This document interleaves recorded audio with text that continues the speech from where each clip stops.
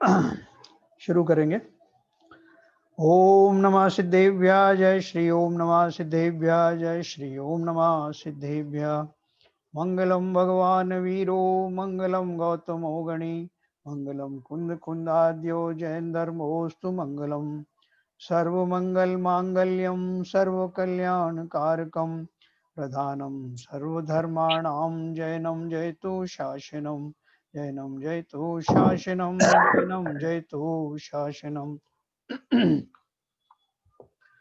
तो page number 165 Jain धर्म जानिए नवीन संस्करण षट द्रव्यों की संख्या आदि। तो 6 द्रव्य हैं जो हमने पहले भी पढ़ चुके हैं कई बार। षट द्रव्यों की संख्या प्रदेश पर्याय व्यापकता आदि विशेषताएं आगे तालिका में दी गई हैं। जो टेबल जो कल मैं आपको रेफर कर रहा था अगले पेज पे वो टेबल दी है और उसको पहले उन्होंने डिस्क्राइब किया है और वही के वही टेबल में लिखा है। जीव द्रव्य अनंत हैं, उससे अनंत गुणे पुद्गल द्रव्य हैं।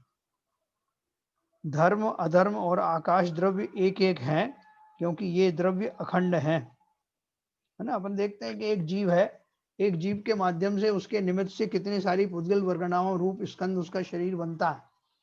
तो आप वैसे भी लगा सकते हो कि द्रव्य अनंत है, मतलब जीव द्रव्य अगर अनंत है तो पुद्गल द्रव्य अनंत अनंत है, क्योंकि इतने एक एक जीव के आश्रय से इतने इतने स्कंद रहते हैं। ऐसे भी अपन लगा सकते हैं। धर्म अधर्म और आकाश द्रव्य एक एक हैं क्योंकि ये द्रव्य अखंड है। काल द्रव्य असंख्यात हैं। लोकाकाश में जितने भी प्रदेश हैं उतने ही काल द्रव्य हैं क्योंकि एक एक प्रदेश पर एक एक काल द्रव्य स्थित है। इन छहों द्रव्यों में से प्रत्येक द्रव्य की संख्या ज्यों की त्यों रहती है, वे घटती बढ़ती नहीं है। ये अपन ने पढ़ चुके हैं।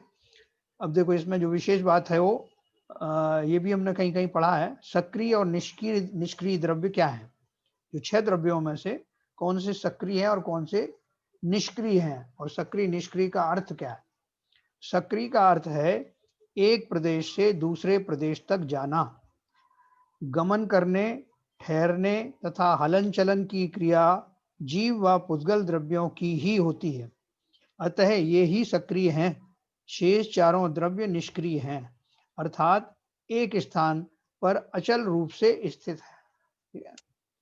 निष्क्रिय का अर्थ केवल गति रहित है, ना कि परिणमन रहित, है ना। या निष्क्रिय का अर्थ क्या कहा? गति के हिसाब से।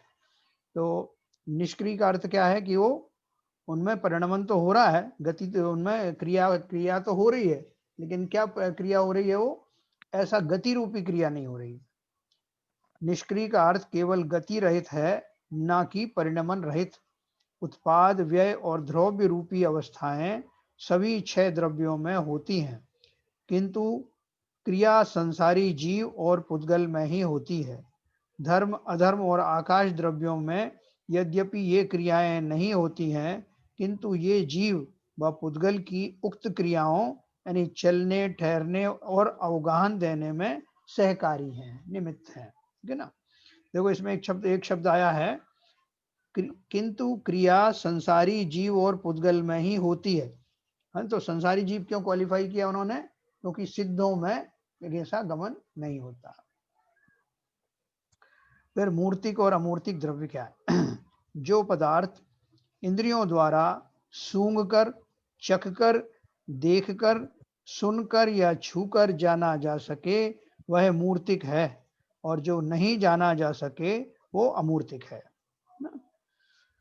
मतलब 5 इंद्रियों के जो विषय है ना, किसी ना किसी इंद्री के पकड़ में आए तो अपन माने उसको कि वो मूर्तिक है, लेकिन किसी भी इंद्री के पकड़ में नहीं आता है, इसलिए वो अमूर्तिक और मूर्तिक के नाम से 2 तरह के भेद दिए। जो उनके द्वारा पकड़ में आ जाए वो मूर्तिक है, पकड़ में ना आए वो अमूर्तिक है। 6 द्रव्यों में से जीव, धर्म अधर्म आकाश और काल को हम इंद्रियों से नहीं जान सकते हैं, अतः वे अमूर्तिक हैं। पुद्गल द्रव्य को हम इंद्रियों से जान सकते हैं, अतः यह मूर्तिक है। लोक में दिखाई देने वाले समस्त पदार्थ मूर्तिक हैं, जैसे भूमि, पत्थर, ईंट, अग्नि, शरीर, वनस्पति आदि, है ना। उद्गल द्रव्य मुख्य तौर से दिखाई देता है, तो वो अपने को ये सब उनके वो दिखाया उन्हें, दिखने वाले समस्त पदार्थ मूर्तिक हैं और पुद्गल सब मूर्तिक हैं। जीव अपने स्वभाव की अपेक्षा अमूर्त है, तथापि संसारी जीव अनादिकाल से कर्मों से बद्ध होने के कारण कथनचित मूर्त भी है। इसी कारण जीव को स्वभावतः अमूर्तिक होने के बाद भी कर्म संयुक्त अर्थात मूर्तिक भी कहा गया है ना। जीव वैसे तो कैसा है, वो स्वयं में तो आत्मा जो है अमूर्तिक ही है, लेकिन बोलते हैं कि जो संसार अवस्था में जो जीव है उसको कर्माण वर्गणा का संयोग रहता है, उसमें जो शरीर है वो हमेशा बना रहता है कर्माण शरीर, जो कि पौद्गलिक है। तो बोल रहे हैं उस कारण से किसी से इस अपेक्षा से उसको अपन मूर्तिक कह सकते हैं, क्योंकि उसमें वो कर्माण शरीर उसमें निहित है।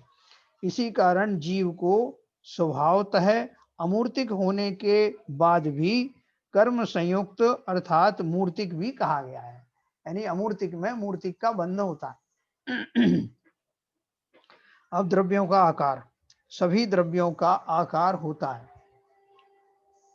द्रव्य का सबसे छोटा आकार अणु रूप है और सबसे बड़ा आकार आकाश रूप है ना। सबसे बड़ा द्रव्य जो है, द्रव्य का सबसे छोटा आकार अणु है, जो पुद्गल परमाणु जो होता है ना उसको अपन जो है सबसे छोटा बोलेंगे, और सबसे बड़ा आकार आकाश रूप है जो अखंड है, लोकाकाश अलोकाकाश मिला करके आकाश द्रव्य अपन जानते हैं, है ना। अब इसके बाद है जो चार्ट है वो आप देख लेना, चार्ट में इसी तरह की चीज दी है, जीव, सक्रिय, अदृश्य, असंख्यात, इस तरह का वो चार्ट उन्होंने बनाया। अभी अस्थि काय किसे कहते हैं, अपन ने बात की थी ना, एक पुस्तक भी है जिसका नाम पंचास्थि काय है, तो पंचास्थि काय का अर्थ मैं आपको बता रहा था, जो प्रसिद्ध पंचम परमागम में से एक है। देखो अस्थि काय का अर्थ क्या है, अस्थि का अर्थ है, अस्थि बोलते हैं ना जिसकी अस्थि है मतलब उसकी एग्जिस्टेंस है, तो अस्थि का अर्थ तो है और काय का अर्थ है शरीर। यद्यपि सामान्य भाषा में चमड़ी, हड्डी आदि के शरीर को काय कहते हैं, लेकिन यहाँ एक प्रदेश यानी एक अणु द्वारा घेरे जाने वाला स्थान से अधिक प्रदेश वाले पदार्थों को काय कहा गया है। जो बहुप्रदेशी है ना, जितना अगर जो एक प्रदेश जो मिनिमम स्थान की जो यूनिट है उससे ज्यादा अगर कोई द्रव्य घेरे तो उसको बहुप्रदेशी कहेंगे। कोई द्रव्य अगर एक ही प्रदेश में कन्फाइन रहे तो उसको एक प्रदेशी कहेंगे, जैसे काल द्रव्य। लेकिन बाकी के जो द्रव्य हैं वो एक प्रदेश से ज्यादा प्रदेशों में रहते हैं, उनका जो अवगाहना होती है, जैसे शरीर आदि हैं इतने बड़े होते हैं ना, तो इसलिए उनको बहुप्रदेशी कहते हैं। तो इसलिए उन्होंने लिखा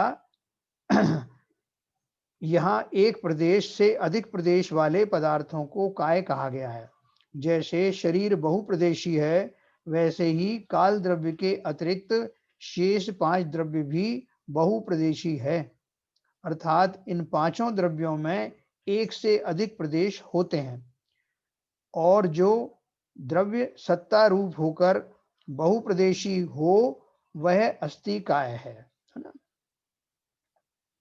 मतलब जो अभी जो 6 द्रव्य है ना, उनकी सत्ता तो है ही है सभी की, लेकिन वो 6 में से 5 ही बहुप्रदेशी हैं और एक काल द्रव्य जो है वो चूंकि उसके एक ही प्रदेशी है इसलिए उसको अस्थि काय में शामिल नहीं किया गया है। इसलिए इन पांचों द्रव्यों जीव, पुद्गल, धर्म, अधर्म और आकाश को अस्थि काय कहते हैं। इसी के नाम से वो पंचास्थि काय ग्रंथ है, उसमें काल को छोड़ करके बाकी सब द्रव्यों का विस्तार से वर्णन किया। काल द्रव्य के परमाणु असंख्य होने पर भी ये सभी अलग अलग रहते हैं और परस्पर कभी नहीं मिलते हैं। काल परमाणुओं में परस्पर मिलकर बहुप्रदेशी होने की योग्यता नहीं है, अतः काल द्रव्य को काय नहीं कहा जाता है। शेष 5 द्रव्यों के प्रदेश एक दूसरे से मिले रहते हैं, अतः वे अस्थि काय हैं। तो पंचास्थि काय में ये सब हो गया, जीव, पुद्गल, धर्म, अधर्म और आकाश 5 अस्थि काय हैं, इन्हें ही पंचास्थि काय कहते हैं। तो अब हम इससे आगे तत्वों के ऊपर जा रहे हैं, हालांकि तत्व भी हमारा रिवीजन में है। उसके पहले किसी को कोई शंका आज की और कल की हो तो पूछेंगे, फिर हम उसमें तत्वों के बारे में पढ़ेंगे।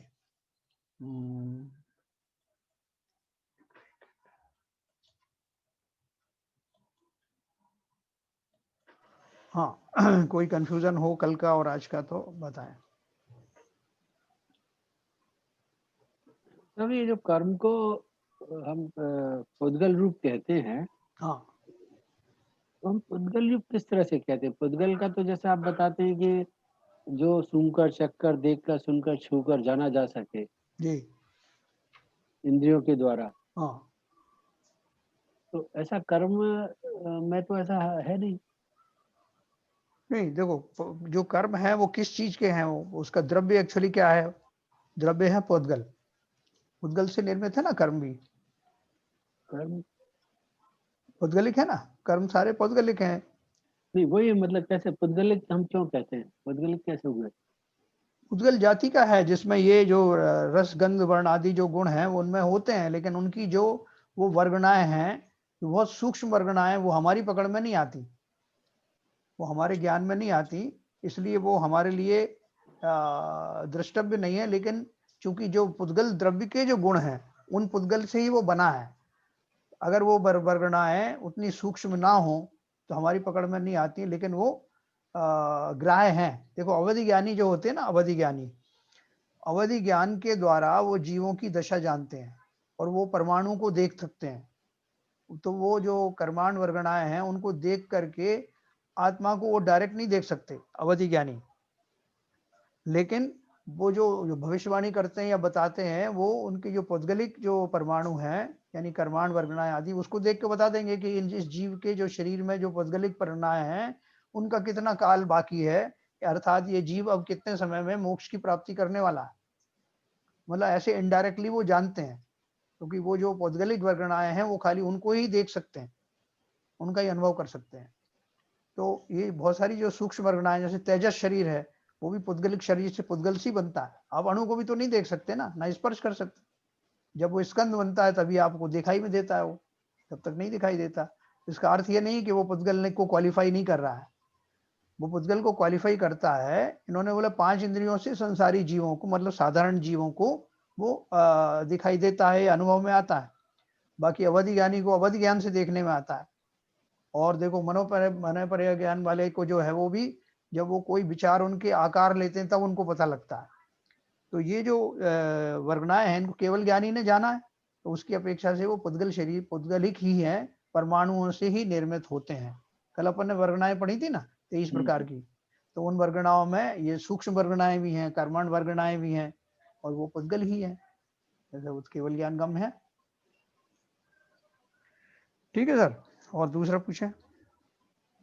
कर्मण वर्गणाएं बहुत ज्यादा सूक्ष्म होती है, एकदम कंडेंस। सोचो कितने कितने कितने सागरों का जो है कर्म उनके अंदर में कोडिफाइड रहता है, और इतने शरीर के अंदर रहती है। हमारा जो शरीर है उसके अंदर में फिर तेजस शरीर, फिर तेजस शरीर से भी सूक्ष्म उनका रहता है, इसलिए कोडिफिकेशन अनंत अनंत काल तक का कोडिफिकेशन उसमें रहता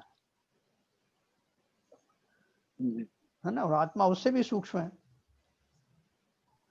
चलिए, और किसी का कुछ है? पेन ड्राइव की तरह, पेन ड्राइव की तरह, हाँ पेन बिल्कुल ड्राइव की तरह। बिल्कुल बिल्कुल बिल्कुल।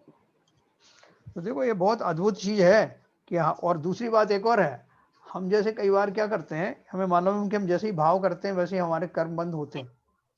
तो बहुत सारे लोग चालाकी करने की सोचते हैं कि जल्दी से एक भाव किया और तुरंत दूसरे में कन्वर्ट कर दिया। अब बोले कि वो कर्मों को पता ही नहीं पड़ेगा कि मैंने बदल दिए भाव अपने, हैं? लेकिन वो बिल्कुल बगल में ही तो है आपके। इधर आपने भाव किया, उधर वो जो कोडिफाई हुए। आपने कोई चालाकी की तो वो चालाकी भी कोडिफाइड हो गई, है ना। तो उससे आप बच नहीं सकते कर्म वर्गणाओं से। तो इस तरह हमने ये। अब एक प्रश्न और है। हाँ पूछिए। जैसे इसमें जो आपने बताया कि 5 द्रव्यों के प्रदेश एक दूसरे से मिले रहते हैं, तो मिले रहने से क्या मतलब है? 5 द्रव्यों के प्रदेश एक दूसरे से मिले रहते हैं। हाँ, तो ये कहाँ पढ़ा आपने? अस्तिकाय में। अस्तिकाय में जी। हाँ हाँ, इन 5 द्रव्यों में से एक से अधिक प्रदेश होते हैं, और जो जीव सत्ता रूप होकर बहुप्रदेशी हो वह अस्तिका है। इसका जो लास्ट पैराग्राफ है ना सर, उसमें अच्छा, जीव पुद्गल धर्म ये वाला, शेष यानी 5 द्रव्यों के प्रदेश एक दूसरे से मिले रहते हैं, अतः हाँ। वे अस्तिका है। हाँ ठीक है ना। देखो मिले रहने का अर्थ क्या है कि वो सटे हुए रहते हैं एक दूसरे से, सटे हुए रहते हैं, मतलब ये पूरा मिला करके एक स्कंद है, हाँ, जैसे जैसे हमारा पुद्गल का एक स्कंद है ना, तो वो सब मिले ही हुए हैं परमाणु एक दूसरे से। मिले हुए का मतलब सटे जुड़े हुए रहते हैं। यहाँ मिलने का अर्थ है जुड़े हुए रहते हैं। तो ऐसे तो कालाणु के भी जुड़े ही रहते होंगे। नहीं, कहाँ जुड़े हैं? एक एक प्रदेश में अलग, उनका प्रदेश की बाउंड्री जो है, प्रदेश की बाउंड्री बाउंड्री बीच के में है पर ना। सटे तो हुए ही होंगे, एक दूसरे से सटे तो होंगे। नहीं नहीं, सटे का मतलब ये, यहाँ सटने का अर्थ वो है कि प्रदेश से प्रदेश जैसे सटे हुए रहते हैं ना, हाँ, प्रदेश से प्रदेश सटे हुए रहते हैं, लेकिन मिलते नहीं है उनके अंदर कि एक प्रदेश दूसरे प्रदेश में समाहित हो जाए, ऐसा नहीं होता। हाँ, कालाणु का समाहित नहीं होगा, वो अलग अलग हाँ रहेगा। हाँ, बस वो है। पर अभी जैसे एक बाकी द्रव्य जो है अखंड द्रव्य हैं। देखो, एक पुद्गल परमाणु को अगर आप छोड़ दें, जो कि एक एक बहुप्रदेशीय है, उसका एक एक अणु होता है और मिलके स्कंद बनता है, और वो स्कंद में सारे परमाणु एक जगह पे सटे हुए रहते हैं ना, उस तरह से कालाणु जो है सटे हुए नहीं रहते, वो उनके बीच में जो है गैप है। और जैसे बाकी के जो द्रव्य हैं, आकाश द्रव्य है, और ये जो है आपके धर्म द्रव्य अधर्म द्रव्य है, ये एक पूरा एक होमोजीनियस है। मतलब एक ही द्रव्य है वो, उसमें खंड नहीं है, इस तरह से है।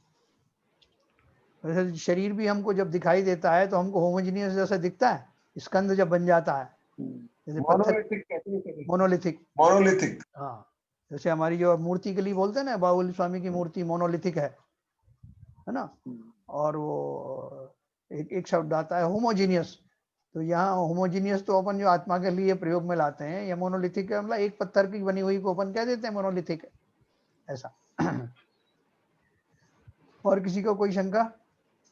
ये आपने बताया ना, जी आत्मा के साथ जो कर्माण वर्गणाएं आत्मा से चिपक जाती हैं, जी। तो इसलिए उसको मूर्तिक कह सकते हैं। हाँ, वो एक वैसे तो अपेक्षा से कहा अमूर्तिक जाता हैं। है। हाँ, अमूर्तिक ही है, एक अपेक्षा अच्छा। से कहा जाता है, क्योंकि वो जो है, जैसे मैंने आपसे कहा कि अवधि ज्ञानी को मूर्तिक वस्तुएं ही उनके ज्ञान में आती हैं, जी।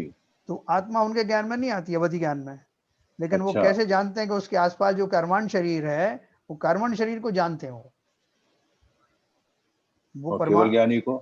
केवल ज्ञानी से तो कोई छुपा ही नहीं है, उन्होंने तो सब बताया अपन को। वो तो आत्मा भी आती है, और हाँ, उनको कर्माण तो शरीर भी आता है, तेजस यस शरीर भी यस आता यस, हर कुछ आता है, सब कुछ है। आता है। केवल अवध ज्ञानी को जो मनोश्रुति ज्ञान है, नहीं, जो क्या बोलते हैं, मन पर्याय ज्ञान अलग है। मन पर्याय ज्ञान है, हाँ, वो अलग है। उनको क्या कहते हैं, कर्माण शरीर का ज्ञान हो जाता है।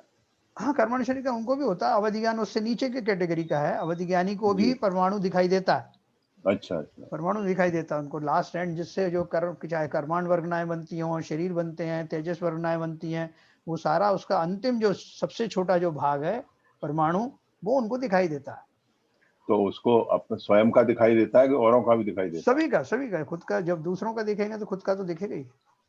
अच्छा। मत्स्यश्रुति ज्ञान से भी तो हम महसूस कर लेते हैं, कि जान लेते हैं कि जैसे कहीं से अच्छी खुशबू आ रही है, बुरी खुशबू आ रही है, देख तो सकते नहीं है खुशबू को। हाँ, खुशबू को, गंध को देख नहीं सकते, लेकिन जान तो सकते ही है ना। नहीं, वो जानना उससे तो आपकी 5 इंद्रियों का परिभाषा क्या है कि पांचों हाँ, इंद्रियों में से किसी ना किसी इंद्रिय का जो विषय बनता है वो मूर्तिक वो है। यस वो यस मूर्तिक यस है, ऐसा। जिससे यही मैं कह रहा था। नहीं, आप जो बता रहे थे ना, अवधि ज्ञान है या केवल ज्ञान के नहीं, वो गम प्रत्यक्ष में है, देखते हैं, वो तो प्रत्यक्ष देखते हैं, और हाँ, जो प्रत्यक्ष देखते हैं। केवल ज्ञान के गम में तो दोनों ही चीजें हैं, मूर्तिक और अमूर्तिक दोनों को देखते हैं वो तो। केवल ज्ञान की बात नहीं हो रही, अवधि ज्ञान की बात। केवल ज्ञान में तो किसी को अब संदेह है ही नहीं। अवधि ज्ञान भी तो केवल ज्ञान का ही एक छोटा रूप है। नहीं, बिल्कुल नहीं। और बल्कि आपका वो मतिशुद्ध ज्ञान ही जो है, लोग ऐसा बोलते हैं, मतिशुद्ध ज्ञान ही कन्वर्ट होकर केवल ज्ञान का रूप धारण हाँ करते हाँ हैं। हाँ हाँ, बिल्कुल जहां बिल्कुल तक सही है, अवधि बिल्कुल ज्ञान सही। है, अवधि ज्ञान को लगाया जाता है। मतिशुद्ध ज्ञान आपके वो हमेशा भी अवेलेबल है, खुले वो भी हुए हैं। इंद्रियातीत होता है, वो ये भी इंद्रियातीत होता है, नहीं वो भी नहीं, इंद्रियातीत होता हाँ, उस अपेक्षा से आप कह सकते हो, लेकिन वो, है। हाँ, यही मैं हाँ, कह रहा हूँ, लेकिन उसी हिसाब से कह रहा हूँ। वो हाँ इंद्रियातीत होता है, ये भी इंद्रियातीत होता है। हाँ, और उस ज्ञान की क्वालिटी जो है केवल ज्ञान जैसी ही होती है, हालांकि ये लगाया जाता है, वो बात दूसरी क्वालिटी नहीं, स्कोप कह सकते हो आप। स्कोप उसका है। पार्शियली जो स्कोप है अवधि ज्ञान का, स्कोप जैसा हाँ, ये भी कह सकते स्कोप हैं। स्कोप, हाँ, ये भी कह सकते हाँ ना। चलिए, तो आगे चलें तत्वों के बारे में। और किसी का कोई प्रश्न नहीं? वही संजय जी हैं वहां पर, जो किशनगढ़ वाले। नहीं है? हाँ भाई, अरे इतना सुनिए, जो है सुनिए। गूढ़ विषय चल रहे हैं, आपको कोई शंका नहीं उत्पन्न हुई अभी तक?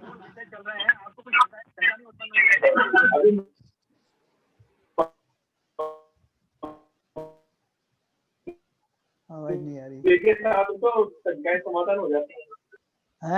समाधान हो जाती है। अच्छा हाँ हाँ हाँ, अच्छा ओके। तो आगे चलते हैं, लगता है सबको समझ में आ रहा है बहुत अच्छे से। अपन तत्वों के बारे में बात करेंगे अब, ठीक है? हाँ, तत्व किसे कहते हैं, मैं अभी आपको म्यूट नहीं कर रहा हूँ, कुछ इसमें शंका है तो अपन बीच बाद में उसको डिस्कस करेंगे तत्वों का समाप्त होने के बाद। धर्म का लक्ष्य जीवों को सब दुखों से छुड़ाकर उत्तम सुख की प्राप्ति कराना है ना? धर्म का लक्ष्य कौन सा धर्म की? धर्म द्रव्य की बात नहीं हो रही यहाँ वो जो अपना जो धर्म है, जो हाँ जीवों का जो धर्म है, सबका जो धर्म है, धर्म का लक्ष्य जीवों को सब दुखों से छुड़ाकर उत्तम सुख की प्राप्ति कराना है। दुख का मूल कारण आत्मा के साथ बंधे हुए कर्म है ना? देखो ये भी व्यवहार से कहा गया है, इसको समझना जरा। दुख का मूल कारण आत्मा के साथ बंधे हुए कर्म हैं, अतः इन कर्मों के बारे में यह जानना आवश्यक है कि ये आत्मा के साथ कैसे बंधते हैं और इनसे छुटकारा कैसे प्राप्त किया जा सकता है। इन्हें जानने के लिए ही जैन धर्म में 7 तत्व कहे गए हैं: जीव, अजीव, आश्रव, बंध, संवर, निर्जरा और मोक्ष। देखो इसमें एक चीज मैं आपको बहुत क्लियर कर दूं, ज्यादातर हमारी धारणा है कर्मों के बारे में इतना पढ़ने के कारण हमको ये लगने लगता है कि ये कर्म दुष्ट ही हैं जो मुझे तकलीफें देते हैं, इन्हीं के कारण मेरी सारी बुरी अवस्थाएं इनके कारण हो रही हैं, है ना? लेकिन वो पुद्गलिक हैं, उनको तो ना कोई ज्ञान है और ना वो एक द्रव्य दूसरे द्रव्य का कुछ करता है, ये हमारी मूल परिभाषा है। तो फिर ये क्यों कहा गया कि जो कर्म जो है हमारे आत्मा के साथ बंधे होने के कारण वही हमें दुख देते हैं, दुखों का मूल कारण। कहीं कहीं तो कर्म की परिभाषा भी ये दी थी, जो जीव को परतंत्र करे वो कर्म है। इसका अर्थ क्या है कि जीव किसी से भी परतंत्र हो सकता है, फिर एक द्रव्य दूसरे द्रव्य का कुछ नहीं कर सकता, ये कैसे हुआ, है ना? तो वो किसी अपेक्षा से ऐसे परिभाषा दे दी जाती है, लेकिन वास्तव में तो जीव ही अपने भावों के द्वारा उन उद्गलों को जो कर्म रूप परिणमित हो सकती हैं, उन वर्गणाओं को वो जीव का निमित्त पा करके ही होता है। अगर जीव ऐसे भाव नहीं करे तो वो कर्म हो ही नहीं बंधे। और वो कर्म है क्या? कर्म तो एक कोडिफाइड स्टेज है, वो एक कोड बना करके आपको पेश कर देते हैं। वो जब समय आएगा मैच्योरिटी का, तब वो मैच्योरिटी होगी उनकी, तब उनका जो है वो फल आपको मिलता है। तो कहने का अर्थ क्या है कि कर्म एक जगह अपना भजन में भी पढ़ते हैं, कर्म विचारे कौन, है ना? भूल तो मेरी जीव की है। तो इस तरह से कर्मों को ना तो ज्ञान है और ना पर में कुछ करने की शक्ति है, लेकिन निमित्त निमित्तिक संबंध ऐसे हैं कि जिस समय जीव भाव करता है, औद्गलिक वर्गणाएं कर्म रूप परिणमित हो करके और उसके आत्म प्रदेशों से लग जाती हैं, और समय आने पर जब मैच्योरिटी होती है तो उस कोड को डिकोड होते ही उस तरह के दृश्य, वैसे प्रसंग, उस तरह की घटनाएं घटित होती हैं। और फिर से उस समय भी जीव जो है, अगर जो है होश में है, जागृत है, पूर्ण उसको ज्ञान हो गया है, तो उस समय भी अगर वो उन कर्मों के उदय होने के समय अगर ऐसे प्रसंग आए कि नए कर्म बंध सकते हैं, तब भी ज्ञानी जीव सतर्क होकर के नवीन कर्म को बंद करने से रोक सकता है। इसका अर्थ क्या है? जीव पूरी तरह से स्वतंत्र है। जीव ही क्या, सारे ही द्रव्य स्वतंत्र हैं, जो अपन ने पढ़ा मूल में। यह निमित्त निमित्तिक संबंध की अपेक्षा से कहा गया है कि जीव मुझे दुखी सुखी करते हैं, वो बाकी तो वो मैंने ही उनको कन्वर्ट किया है। जैसे मैंने एक एफडी बनाई, वो एफडी बना करके वो जब उसका टाइम आएगा तो वो मैच्योर होगी और मैच्योर होकर के उसका फल देगी। उसके पहले ही मैं अगर उसको तोड़ना चाहूँ एफडी को तो तोड़ सकता हूँ। ऐसी कर्मों में हम जो उसको बढ़ाना चाहें, कम करना चाहें, है ना, तो उससे उसको ये संक्रमण करना चाहें, तो वो सब अपन आगे पढ़ने वाले हैं, वो क्या करने वाले हैं। तो दुख का मूल कारण आत्मा के साथ बंधे हुए कर्म हैं, अतः इन कर्मों को जानना जरूरी है। तो ये 7 तत्व कौन से हैं? जीव, अजीव, आश्रव, बंध, संवर, निर्जरा और मोक्ष। एक दृष्टांत से इन्हें समझने में आसानी रहेगी। जो दृष्टांत अपन देते रहते हैं ना, वो इन्होंने दिया है। नदी पार करने हेतु व्यक्ति नाव का उपयोग करता है। नाव में छेद होने से उसमें धीरे धीरे पानी आकर इकट्ठा होना शुरू हो जाता है। नाव को डूबने से बचाने हेतु दो उपाय हैं। प्रथम तो छेदों को बंद करके आ रहे पानी को आने से रोका जावे और दूसरा एकत्रित पानी को बाहर फेंका जावे, तभी आदमी नदी पार कर सकेगा। इस उदाहरण में व्यक्ति तो जीव तत्व है, नाव अजीव तत्व है, छेदों से पानी आना आश्रव है, पानी एकत्रित होना बंद है, छेदों को बंद करके आते हुए पानी को रोकना संवर है और एकत्रित पानी को बाहर फेंकना निर्जरा है और नदी से पार उतरना मोक्ष है। छोटी सी उसमें सारे सातों तत्व इसमें वर्णित हो गए। तदनुसार हमारा शरीर अजीव है, उसमें जो आत्मा है वह जीव है। शुभ अशुभ कर्मों का आना आश्रव है, इन कर्मों का आत्मा के साथ एकमेक हो जाना बंध है। मन वचन काय की चंचलता को रोकना संवर है। तत्व से आत्मा को कर्म मुक्त करना निर्जरा है और आत्मा का शुद्ध हो जाना मोक्ष है ना। ये सबको बहुत क्लियर हो गया होगा जो संक्षेप में हमने पढ़ा। तदनुसार हमारा शरीर अजीव है, ये हो गया। तत्व व उसके 7 भेदों का अलग अलग विवरण आगे दिया गया है, क्योंकि देखो हमको इन तत्वों को बहुत अच्छी तरह से जानना है। अब लोग बार बार कहते हैं कि तत्व श्रद्धान से आपको सम्यक दर्शन होता है, तत्व श्रद्धानम सम्यक दर्शनम। तो अब वो सम्यक दर्शन जो है अगर तत्वों को जानने से ही होता है तो अपन तो जान चुके, कितनी बार तो जाने, लेकिन सम्यक दर्शन तो हुआ नहीं। इसका अर्थ क्या हुआ कि उनको जानना वास्तव में वैसा जानना नहीं हुआ जैसा आचार्य बोल रहे हैं। वैसा भाव भाषण अगर हो जाए तो हमारी दृष्टि बदल जाएगी, तो वो वैसा भाव भाषण हो जाए, इसलिए उनको बार बार हम समझ रहे हैं। तत्व व उसके 7 भेदों का अलग अलग विवरण आगे दिया गया है। तत्व क्या है? तद भाव स्तत्वम, अर्थात जिस वस्तु का जो भाव है वह तत्व है। भगवान इन तत्वों को बनाने वाले नहीं हैं, केवल प्रकाशने वाले हैं। जैसे सूर्य पदार्थों को बनाता नहीं है, केवल प्रकाशित करता है। तत्वों का ज्ञान आवश्यक है। कर्म बंध के कारण जीव अनंत काल से संसार में भ्रमण कर रहे हैं और इस भ्रमण से छुटकारा प्राप्त करने का एकमात्र उपाय मोक्ष है। मोक्ष की प्राप्ति हेतु कर्म बंध का अभाव होना जरूरी है। बंध का कारण आश्रव है और आश्रव का अभाव संवर द्वारा ही संभव है। पूर्व में बंधे कर्मों का अभाव निर्जरा के बिना नहीं हो सकता है। इन पांचों तत्वों के आधारभूत द्रव्य जीव व पुद्गल है। देखो इन्होंने एक बिल्कुल छोटे से लाइन में साधारण कथन करके एक बात कही है, पूर्व में बंधे कर्मों का अभाव निर्जरा के बिना नहीं हो सकता है ना। इसका अर्थ क्या हुआ कि जो कर्म बंधे हैं वो कर्म को बांधने के लिए आवश्यक है कि वो डिस्चार्ज हो जाएं, खिर जाएं, सत्ता से निकल जाए, उनका एग्जिस्टेंस ना हो। इन पांचों, और वो निर्जरा के कारण ही होता है। इन पांचों तत्वों के आधारभूत द्रव्य जीव व पुद्गल हैं। अतः जीव अजीव का स्वरूप जानना भी जरूरी है। देखो ये जो पांचों तत्व हैं, छठवां ये जो टोटल 7 तत्वों में से बोल रहे हैं, इन पांचों तत्वों के आधारभूत द्रव्य जीव व पुद्गल है। तो इसी के लिए इनमें दो ही है ना, जीव है और कर्म है। इस प्रकार इन सातों तत्वों को जानने से ही भव भ्रमण के अंत हेतु प्रयास किए जा सकते हैं।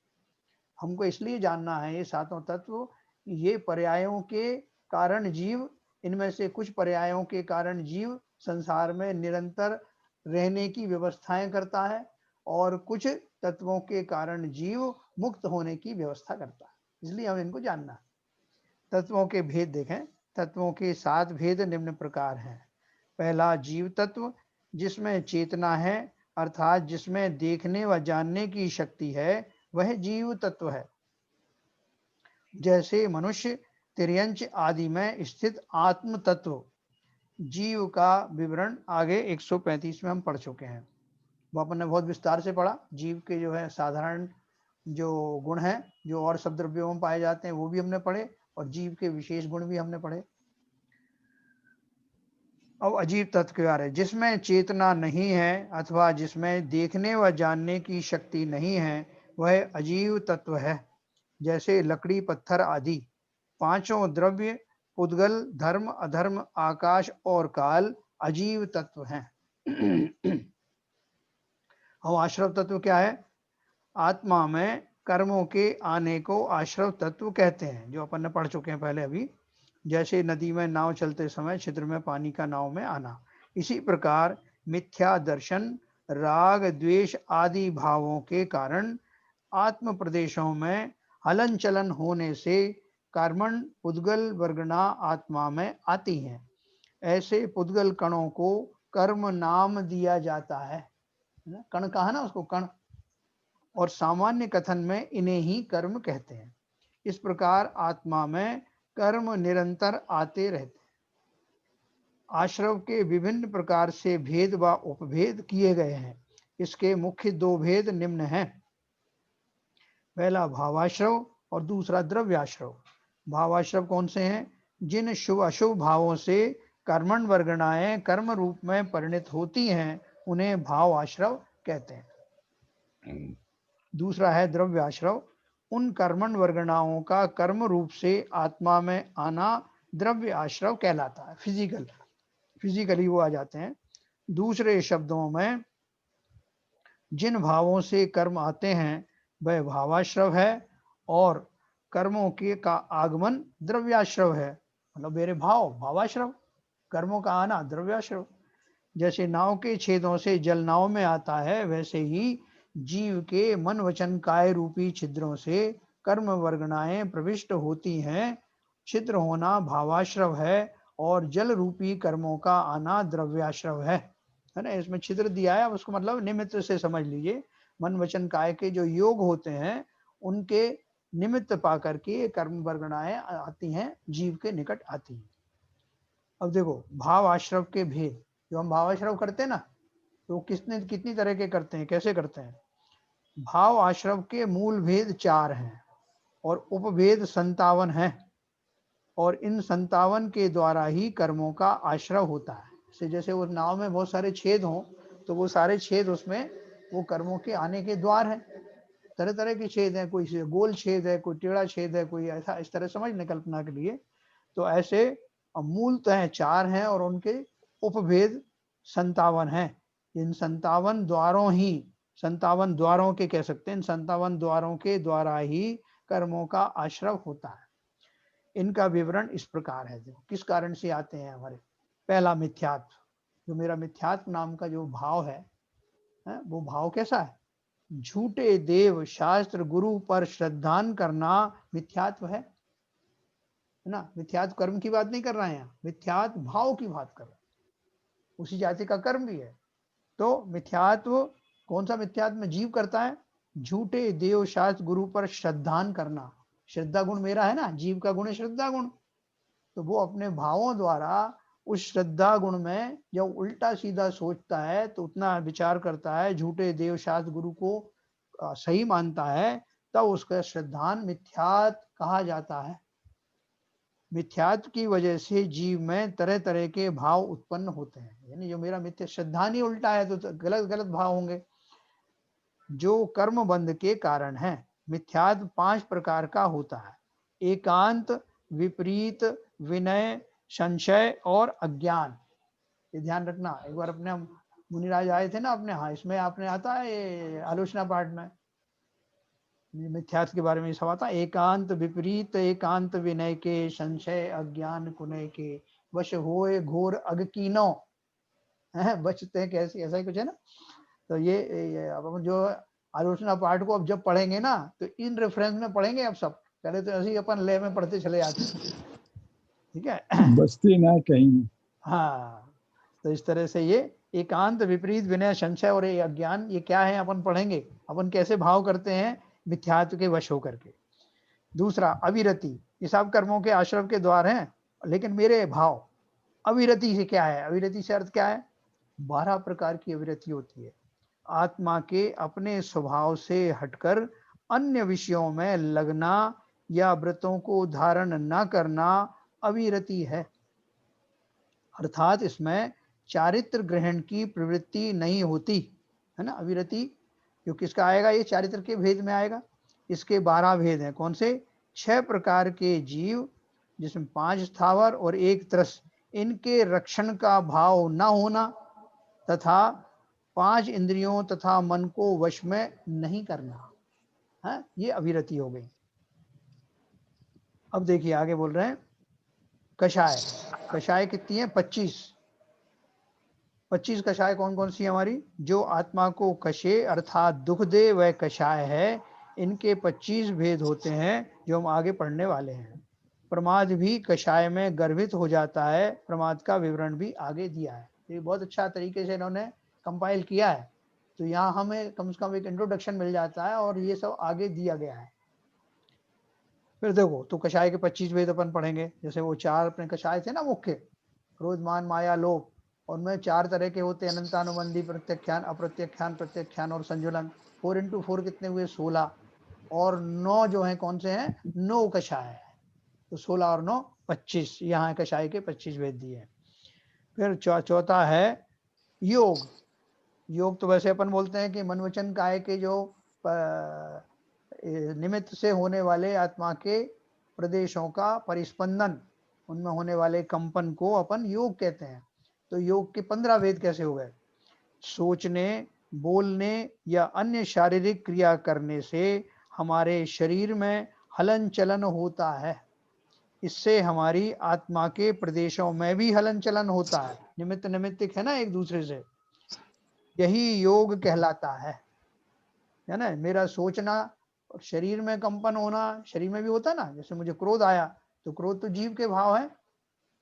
क्रोध आया, लालच आया, लोभ आया, मंद मंद मुस्कान भी चेहरे पे आ गई कि अब किसको ठगना है। या क्रोध आया तो वैसे शरीर से आंखें लाल हो गई। तो ये भावों का निमित्त पाके शरीर में भी उस तरह के लक्षण दिखाई देने लगते हैं, लेकिन मूल रूप से यहाँ अपने भावों की बात हो रही है। तो सोचने, बोलने या शारीरिक क्रिया करने से हमारे शरीर में हलन चलन होता है। इससे हमारी आत्मा के प्रदेशों में भी हलन चलन होता है, यही योग कहलाता है। आत्मा में हलन चलन होने से ही कर्मों का आश्रय होता है। ठीक है। योग के 15 भेद हैं जो अपन आगे पढ़ने वाले हैं। देखो, जब जीव के भाव होते हैं ना, तो ये जो फिजिकल एंटिटी भी होना चाहिए, वो उन भावों से वो कर्म कैसे आ जाते हैं। इसलिए बीच में एक उसमें क्रिया है, और वो आत्मा की क्रिया है। क्या क्रिया है? आत्मा के प्रदेशों का परिस्पंदन होना। जैसे वैक्यूम क्रिएट होता है, वैक्यूम जो क्लीनर होता है उसमें ना, तो वैक्यूम क्रिएट होने के लिए एक मोटर चलती है, और मोटर से वो वैक्यूम क्रिएट होता है, तब वो जो है रज कण उसमें खिंचते आते हैं।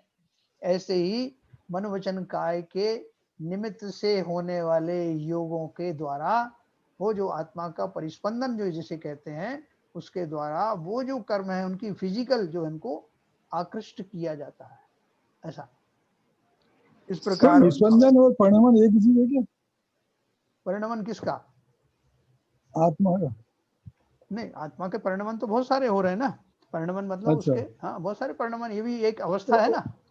स्पंदन एक अवस्था उसमें। हाँ, ये स्पंदन एक अवस्था है। उस अवस्था को प्राप्त करके दूसरी अवस्थाएं बन जाती है ना। हाँ तो परिणमन तो एक व्यापक शब्द है। परिणमन एक हाँ व्यापक शब्द है, जबकि स्पंदन आदि तो वो एक टेम्परेरी है, क्योंकि अयोगियों को तो वो नहीं होता है ना। हाँ। ऐसा इस प्रकार भाव आश्रव के संतान, बहुत इंटरेस्टिंग सब्जेक्ट है ये।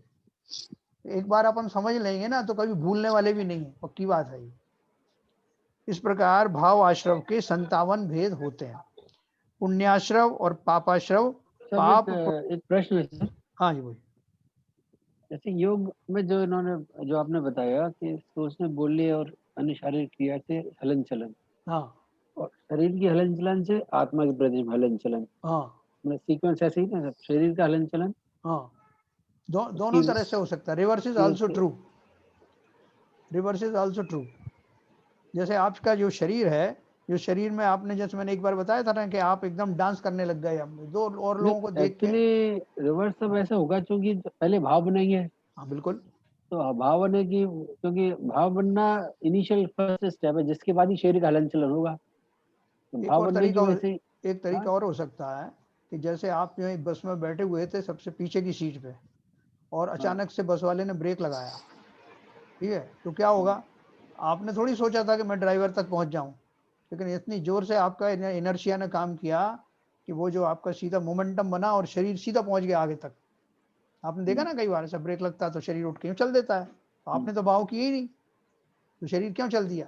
तो शरीर की अपनी क्रियावती शक्ति है, वो मोशन ऑफ जो लॉज ऑफ मोशन है उसके हिसाब से, ठीक है ना। अब जब वो चला गया तब आपने सोचा अरे ये तो कहाँ लेके जा रहा है, इसको रोको, तो फिर आपने कुछ पकड़ लिया, उसमें डंडा वगैरह पकड़ लिया, तब आपके वो भाव आए। उस टाइम तो भाव आए नहीं भाव आए, हाँ, सब भाव आए। तो बहुत ही ये ऐसा कॉम्प्लिकेटेड सा लगता है, बट है सिंपल वैसे, ठीक है ना। और उसी तरह से जब आपको किसी ने जो उठा खड़ा कर दिया, आपको नृत्य ना डांस करना नहीं था, शादी वादी में होता ना, लोग आप बैठे हुए बाबूजी चुपचाप से, दो चार लोगों ने हाथ पकड़ा, अरे बाबूजी आप भी करो डांस, बाबूजी करो, उनका मन ही नहीं था, वो उठा खड़ा कर दिया तो डांस करने लग गए, ठीक है। तो ऐसे शरीर के माध्यम से भाव बने और भाव के माध्यम से शरीर चला, फिर मन में आया जब खड़े हो ही गए हैं तो अच्छे से ही करो यार, अब भावों की जो प्रायोरिटी हो गई और शरीर उसको फॉलो कर रहा है ऐसे। तो अब इसमें आत्मा के हलन चलन होने से, तो इसमें ये जो कर्मों का आश्रव है, ये भावाश्रव है या द्रव्याश्रव है? कौन सा वाला? दोनों है। कर्मों का आश्रम। आत्मा में हलन चलन होने से कर्मों का आश्रव होता है, हाँ, तो ये अब भावाश्रव हो रहा है या द्रव्याश्रव हो रहा है? ये दोनों हो रहे हैं। ये जो उन्होंने यहाँ इसको जो मुख्य रूप से हलन चलन को उससे फिजिकल उससे जोड़ा है, लेकिन वो हलन चलन जो आत्मा की जो एक खास बात यह है कि जैसे आपको किसी ने जो इसमें अपन ने जो बोल रहे थे ना, उसके निमित्त से शरीर में के निमित्त से जो है आत्मा में हलचल हुई, ठीक है ना। तो ये आत्मा में अब कैसी हलचल हो सकती है? दो तरह की हलचल हो सकती है। जैसे जब मैंने आपको वो बस का एग्जाम्पल दिया, उस बस के एग्जाम्पल में वो उस तरह के भाव रूप नहीं हुई हलचलन, उसकी जो क्रियाशीलता थी, जो क्रियावती शक्ति थी आत्मा की, वो काम में आई, जिसके कारण वो उस शरीर में होते हुए वो भी उससे मोशन में आ गई, लेकिन वहां भाव नहीं हुए अभी, तो कर्म भी नहीं हुआ, तो इसलिए कर्म भी नहीं हुआ। जब भी अपन भाव ऐसे हो सकते हैं कि जैसे ही ऐसा शरीर आगे गया, हाँ, और भाव बने कि अरे ड्राइवर को कुछ गाली दी उसने, अरे कैसे चला रहा है, ठीक से नहीं चला रहा है, हाँ, तो उसमें एक गैप पड़ गया थोड़ा सा, क्योंकि और शरीर तो पहले फिर चल वो दिया, बंद हो गया। शरीर एकदम चल दिया, अनअवेयर था आत्मा तो उस समय। हाँ, पर उसके रेस्पॉन्स में जो भाव बने, तो हाँ, भाव भी ऐसे कर्मबंद बस हो वो सकता जब है। भाव बनेंगे और भावों के फलस्वरूप जब जो इसलिए मन वचन का है ना, या तो मन में ऐसा आया कि इसने कैसे कर दिया, तो आपका जो स्पंदन शुरू हो गया। भावाश्रम, ये जो एग्जाम्पल है उसमें भावाश्रम बनेगा इसका मतलब?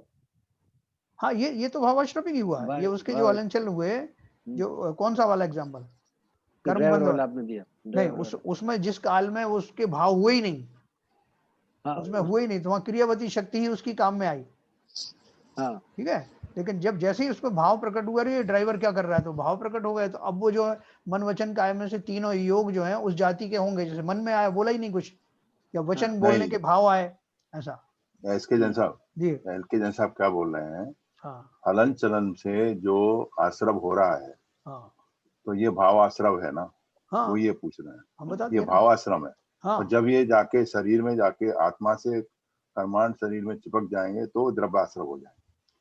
नहीं, द्रव्याश्रव तो होगा, लेकिन ये बोल रहे हैं कि जो द्रव्याश्रव का जो आने का कारण है वो तीन ही हो सकते हैं, मन के, वचन के और काय के योग के कारण, है ना।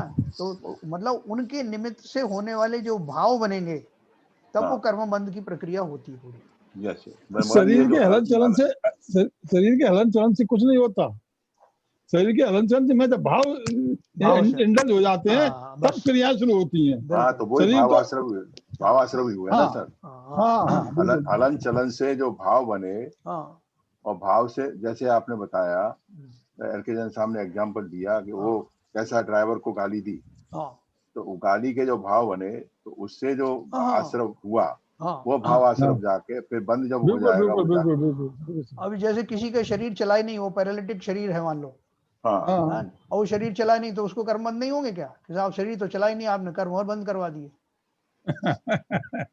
तो भाव चल रहा, मेन खेल तो भाव का ही सर, शरीर चले ना चले, है ना। बिल्कुल सही कह रहे, बिल्कुल सही। नहीं सर, इसमें एक प्रश्न था कि ठीक है, भावों से होता है कर्मों का आश्रव, लेकिन फिजिकली से भी होगा ना, जैसे कोई अपनी सेंस लॉस कर चुका है या फिजिकली मूव कर रहा है जिससे कि जीवों की हत्या हो रही है, लेकिन वो उसके भाव नहीं है वो करने का, बट उसको पता नहीं है, वो अनजाने में कर रहा है और उससे जीवों की हत्या हो रही है, वो फिजिकली मूव कर रहा है बट वो भाव तो नहीं है, लेकिन अनजाने में हत्या हो रही है, लेकिन उसमें भी तो कर्म बंद होगा।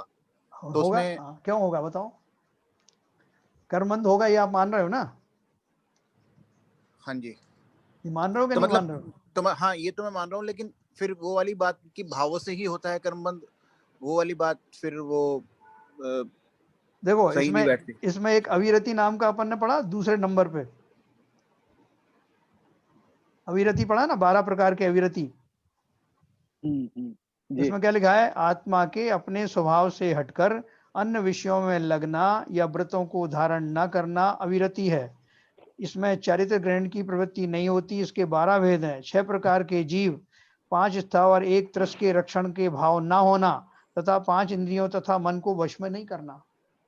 ये अविरति आश्रम का द्वार है ना, इससे कर्म बंद होंगे जी। आपको सतर्कता ही नहीं है, प्रमाद के बस चले जा रहे हो ना, आपको ये समझ में आ रहा है कि मेरे भाव से क्या होने वाला है, शरीर से क्या होने वाला है, जीव कहाँ रहते हैं, जीव के ऊपर पैर तो नहीं पड़ रहा है, आपको ये भाव ही नहीं आ रहे। अज्ञान जो है, ईर्ष्या समिति होती है मुनियों की, हाँ, उसमें भी देखते हो ना। और दूसरा आपने जो कहा ना कि उसे ज्ञान ही नहीं है, तो अज्ञान होना जो है कर्म बंध से छूटने के लिए आपको छूट नहीं मिलने वाली है ना। अगर आपको इग्नोरेंस है ना, कानून नहीं पता, आपको ट्रैफिक में चले जा रहे हैं और वो सफेद वर्दी वाले ने रोक दिया आपको, तो भैया लाल बत्ती हो रही, कहाँ जा रहे हैं? बोले साहब मुझे तो पता नहीं था कि लाल पे जाना है, घर पे जाना है, तो वो छोड़ देगा आपको? नहीं, उनका जो प्रश्न है विपुल जी का प्रश्न था, एक मिनट विपुल जी को ही पूछने दो। नहीं, उनका जो प्रश्न था जो मैं दोबारा रिपीट कर रहा हूँ, कि जो आदमी जिसका शरीर कोमा में है, पैरालिटिक है, उसको तो ज्ञान ही नहीं है, तो उसके भाव ही नहीं बन रहे, और वो उसका शरीर किसी उसके फोर्स की वजह से मूव हुआ, और उसके मूव होने से जो भी जीवों की हत्या हुई, तो उसमें कर्म बंद होंगे क्या? देखो ये 2 एग्जाम्पल अलग अलग हैं, है ना, अपोजिट है। ये उन्होंने, उनका प्रश्न ये था। हाँ, उनको प्रश्न मैंने एड्रेस किया, फिर से करता हूँ। देखो एक एक एक, एक स्टेज ऐसी है जिसमें जीव के भाव तो हुए लेकिन शरीर ने कुछ नहीं किया। ठीक है, जैसे मेरा मन आया कि ये फलाना आदमी को तो मार डाला जाए, अभी शरीर में कोई मूवमेंट नहीं हुआ, ये खाली मैंने सोचा। मेरे कर्म बंद होंगे कि नहीं होंगे? होंगे, होंगे, निश्चित होंगे। अच्छा, दूसरा है कि मैंने कुछ भी नहीं सोचा और मैं बिना देखे समझे, बिना जाने बूझे, बिना रूल समझे हुए और चल दिया, और मेरे शरीर से बहुत जीवों का घात हो रहा है। ठीक है, तो इस समय में मेरे कुछ भाव हैं या नहीं है? इस समय में मारने के भाव तो नहीं है, लेकिन उस समय मर तो आप जाए, सेंस में है ना, उस समय आप सेंस में हैं, तो भाव हैं, मगर जब आप पैरालिटिक कंडीशन में है, कोमा में हैं, उस समय तो आपका जो ज्ञान है वो बिल्कुल चुप हो चुका है, जीरो हो चुका है। ज्ञान शुद्ध नहीं हुआ है। पैरालिटिक कंडीशन में आपका शरीर का साथ नहीं दे रहा है। भाव तो आप कर ही सकते हो, भाव कर ही सकते हो ना, तो पैरालिटिक वाले को कर्म बंद होगा कि नहीं होगा? नहीं, वो बात ऐसा है, पैरालिटिक वाले को वो अपने भावों से मूव नहीं हो रहा है। नहीं सर, ये पैरालिटिक वाला, मेरा क्वेश्चन पैरालिटिक वाला इतना ज्यादा नहीं है, वो मेरा क्वेश्चन उसी से है जैसे आप समझा रहे हैं ना, जैसे कि मैंने ये सोचा कि मैं किसी का खून करूंगा, मैं गोली चलाऊंगा किसी, राइट, लेकिन मेरे शरीर ने साथ नहीं दिया, मैंने गोली नहीं चलाई, बराबर, और वो मरा नहीं, लेकिन भाव मेरे थे उसको मारने के। दूसरा केस ये है कि मेरे भाव नहीं थे, लेकिन गलती से मेरे से गोली चल गई उसको और वो मर गया। तो एक केस में भाव से हत्या थी, दूसरे में फिजिकल हत्या थी, तो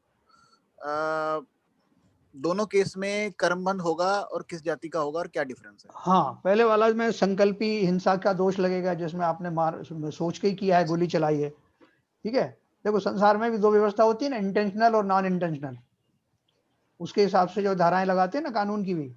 तो दूसरे, हाँ, तो पहली वाले में तो आप मानते ही हो कि जो संकल्प हिंसा हुई, जिसमें सोच के ही किया कि मुझे गोली चलानी, भले ही ना चले, राइट, चल जाए या ना चले, दोनों केस में आपका कर्म बंद होगा। और दूसरे केस में आप जैसे बंदूक साफ कर रहे थे और गोली चल गई, ठीक है ना, तो अभी आप आपको कहें कि आपको इसमें कर्म बंद होगा कि नहीं? बताओ भाई सब लोग। नहीं, कर्म बंद होगा, आरंभी हिंसा होगी ना। बताओ कौन सी जाति की हिंसा होगी, बोलो भाई। आरंभी हिंसा होगी ना, है प्रमाद जाति, प्रमाद है ना, कि आपने पूरी सुरक्षा नहीं रखी, पूरा आपने सोच विचार नहीं किया, आपने अपने आप को सब अवेयरनेस नहीं थी आप में, ये थी ना। देखो इसके विपरीत जो दूसरा एग्जांपल मैं आपको देता हूँ, जो ईरिया समिति की अभी बात हो रही थी ना, कि मुनिराज जब आहार के लिए निकले या जो है अपना विहार करते हैं तो वो अपना जो तो थोड़ी दूर तक की देखते ना, उतने हाथ तक की दूरी देख करके, और चार हाथ है कितना, 2.5 हाँ, उतने दूर तक का डिस्टेंस देख करके और पूरे मतलब सावधानी के साथ चलते हैं। तो वहां उनका प्रमाद नहीं आड़े आता, वो पूरी सुरक्षा के साथ चल रहे हैं, लेकिन इस बीच में कोई जीव मरने वाला है, उसको उनके पैर के नीचे आ गया उतने बीच में और मर गया, तो मुनिराज को उसका दोष नहीं लगता, क्योंकि उन्होंने पूरी अगर सावधानी नहीं कर रहे होते, उनकी जगह हम भी जा रहे हैं और हमारे यहाँ आ जाता तो हमें लग जाता। क्यों लग जाता? क्योंकि हमारे सावधानी के भाव नहीं थे। ऐसा तो इसी तरह जिसने बंदूक साफ कर रहा था उसने सावधानी नहीं बरती तो वो एक्सीडेंटल हो गया। अब जितनी असावधानी रही उतना उसको दोष लगेगा, बाकी का उसको संकल्पी हिंसा का दोष नहीं लगेगा। ऐसा ठीक है साहब। विपुल जी आपको सेटिस्फाइड है? हाँ जी सर, क्लियर हो गया। नहीं जैन साहब, मेरे प्रश्न का आप थोड़ा विवेचन कीजिए। हाँ बोलिए बोलिए। जो मैंने बताया था ना, ठीक है, विपुल जी ने तो नहीं पूछा, मगर मेरी जिज्ञासा हुई पूछने की। हाँ। जो आदमी कोमा में है उसका मूवमेंट हुआ, तो उस समय कौन सी हिंसा होगी उसकी? नहीं, कोमा में है, कोमा में उसका विचार हुआ, ऐसा ना? नहीं, कोमा में कोई विचार नहीं हुआ, उसने कोई विचार नहीं किया। हाँ। कोई उसका मान लो पलंग से नीचे गिरा, हाँ। कोमा पे है, पलंग से नीचे गिरा, हाँ। और नीचे गिरने में उसकी जीवों जो भी जीव थे उनकी हत्या हुई, हाँ। मर गए। हाँ। तो उस समय कर्मबंध होंगे या नहीं होंगे? होंगे तो किस तरह के होंगे? नहीं देखो, एक तो संकल्पी तो नहीं होगा, ये तो पक्की बात है ना। और दूसरी तरह की हिंसा है जो कौन सी टाइप की कहेंगे उसको, मतलब उसने अवेयरनेस तो उसको नहीं थी, ये पक्की बात कुछ नहीं है उसको, कुछ तो पता वो ही नहीं है शरीर के माध्यम से हुई, तो उसमें इस जाति के तो कर्मबंध नहीं होंगे, जैसा कि जो संकल्पी हिंसा है या आरंभी हिंसा है, उद्योगी हिंसा है। प्रमाद भी नहीं आएगा? प्रमाद तो अभी उसका ज्ञान वैसा खुला नहीं है। मैं कुछ कह सकता हूँ क्या? हाँ बोलिए बाबूजी बिल्कुल। इसमें तो कर्मबंध होना नहीं चाहिए। नहीं ऐसा है, एक आप सुनिए, एक पलंग पर एक आदमी लेटा हुआ है जो कोमा में है। कोमा में लेटा हुआ है, वो आदमी गिरेगा तो उस पर कोई एक्स्ट्रा फोर्स लगेगी उसके ऊपर, या तो कोई डॉक्टर वगैरह ऐसे इधर उधर कर रहे होंगे, उनकी लापरवाही से गिर जाए, नर्सों की लापरवाही से गिर जाए। जब शरीर मूवमेंट में नहीं है तो जहां स्टेबिलिटी है, वो किसी पॉसिबिलिटीज है ही नहीं कि वो बिना किसी के फोर्स लगाए, बिना किसी को उसके गिर जाए। तो पलंग की एक टांग टूट गई बाबूजी। नहीं वो नहीं है बात बाबूजी, वो नहीं। क्वेश्चन दूसरा, आप जहाँ तक क्वेश्चन वहां रहिए। अब आपने कहा पलंग की टांग टूट गई, तो पलंग की टांग टूटी तो पलंग से गिरा, उसका कारण मतलब कोई डेलिब्रेट नहीं है, मैं प्रश्न पूछा है। हाँ नहीं, मैं सुनो, मैं आपको बताता हूँ। हाँ, जो उसका जो वास्तव में क्या है, उसके कर्म का उदय है, बंद की बात नहीं हो रही।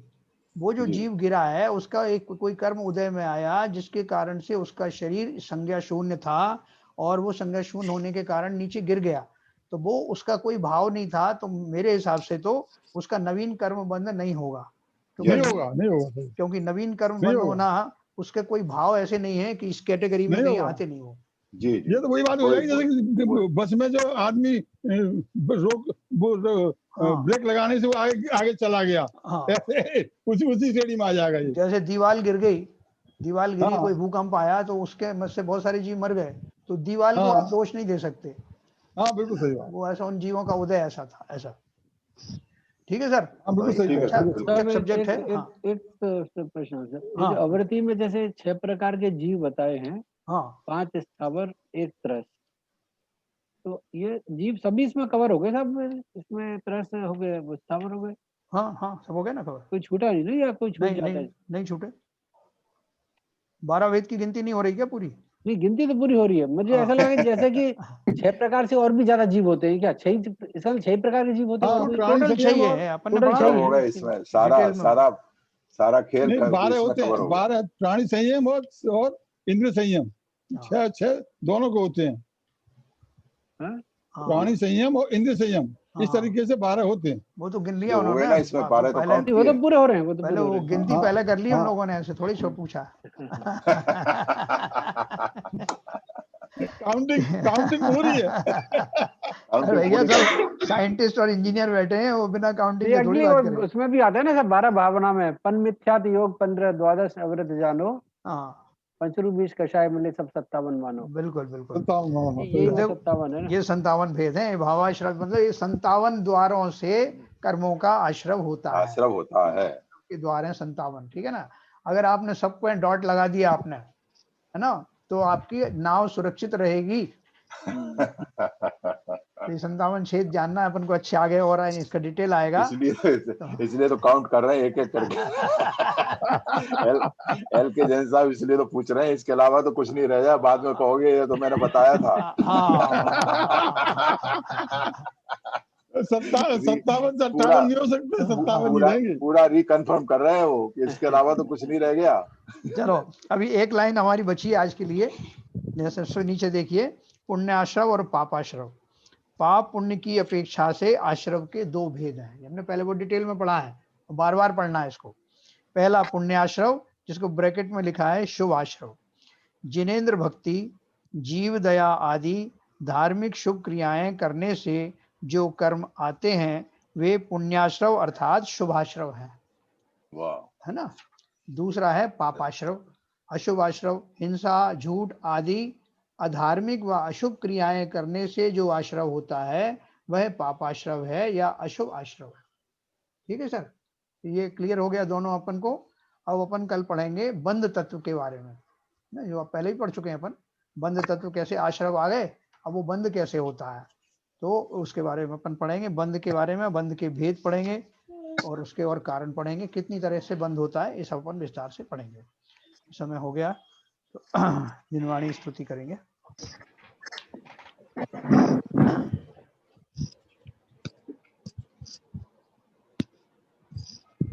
कर्म नाश वे को ज्ञान के प्रकाश वे को आप पर भास वे को भानु शिव खानी है।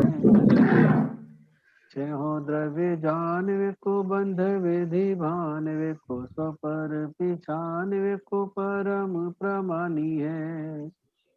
अनुभव बताए वे को जीव के जताए वे को काहू न सताए वे को भवे और आनी है।